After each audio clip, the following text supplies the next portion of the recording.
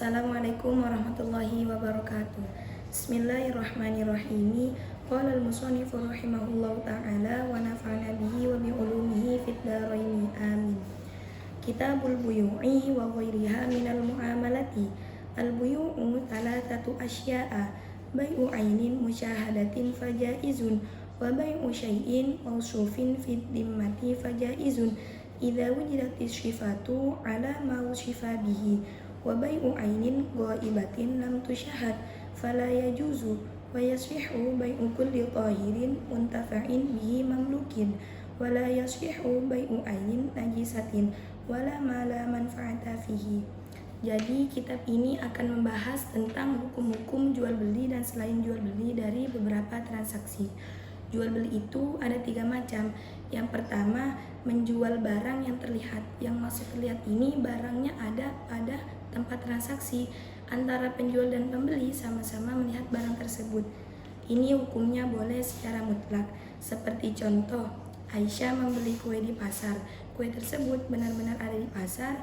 Aisyah dan penjual sama-sama melihat kue tersebut. Yang kedua, menjual barang yang disifati di dalam tanggungan. Yang dimaksud disifati ini, pembeli menyebutkan kriteria barang yang akan dibeli, semisal menyebutkan ukurannya, menyebutkan warnanya, dan lain-lain. Yang dimaksud dengan tanggungan ini, penjual mempunyai tanggungan untuk mendatangkan barang yang sesuai dengan kriteria yang telah disebutkan tadi. Ini hukumnya boleh, dengan catatan barang yang datang harus sesuai dengan kriteria yang telah disebutkan. Seperti contoh, Aisyah membeli baju di Shopee, ukurannya XL warna hitam, maka barang yang datang harus sesuai ukuran XL warnanya hitam juga. Yang ketiga, menjual barang yang tidak ada ketika akad dan tidak disifati. Ini hukumnya tidak boleh. Seperti Aisyah ingin menjual burung yang ada di sana. Kriteria sahnya barang yang dijual itu ada 3. Yang pertama suci, seperti menjual pulpen, menjual buku, menjual tas, dan masih banyak lagi. Tidak sah ketika kita menjual barang yang tidak suci, seperti menjual khamar, menjual cuka yang terkena najis, atau menjual barang yang sudah tidak bisa disucikan lagi. Yang kedua, menjual barang yang bisa diambil manfaatnya, seperti menjual mukena yang dimanfaatkan untuk beribadah. Tidak sah ketika menjual barang yang tidak bisa diambil manfaatnya, seperti menjual 1 ekor semut dan menjual 1 butir beras. Menjual itu harus milik kita sendiri. Jadi intinya barang itu bukan milik orang lain. Seperti Nahla ingin menjual mukena, tapi mukena itu punya Iva. Itu tidak boleh karena itu miliknya Iva. Bismillahirrahmanirrahim. Faslun wa kullu ma jaza bai'uhu jaza rahnuhu fit duyuni idza istaqarra thubutuha fit dimmati walirrahini ruju'u fihi ma lam yakbitu wa la yatmanu al murtahinu illa bi ta'addi wa idza qabada ba'dul haqqi lam yakhruj syai'un minar rahmi hatta yaqdiya jami'ahu. Jadi fasal ini akan membahas tentang akad gadai. Dalam gadai mempunyai beberapa istilah. Yang pertama rohin, orang yang menggadai, murtahin, orang yang menerima gadai, dan marhun, barang yang digadaikan.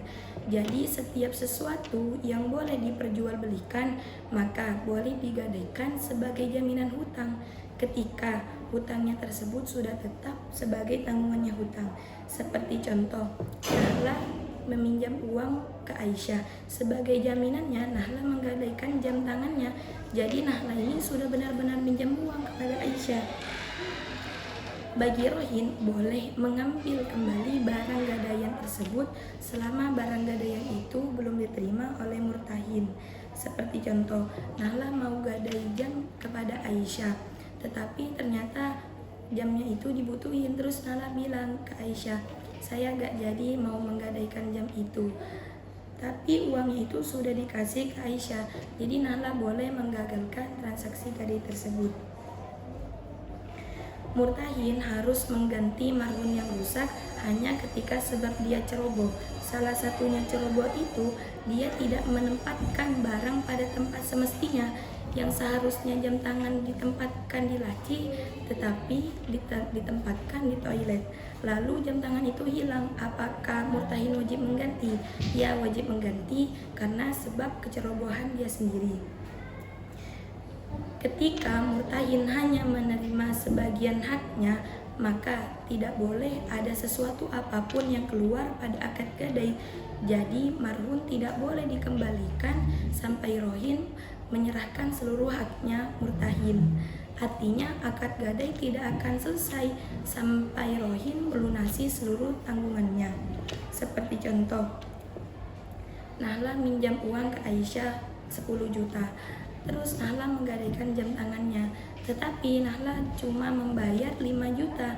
Lalu Nahla bilang ke Aisyah, saya mau ambil jam tangannya kan karena saya sudah bayar setengah. Itu tidak boleh karena seluruh haknya Aisyah belum dilunasi sama Nahla. Sekian, wassalamualaikum warahmatullahi wabarakatuh.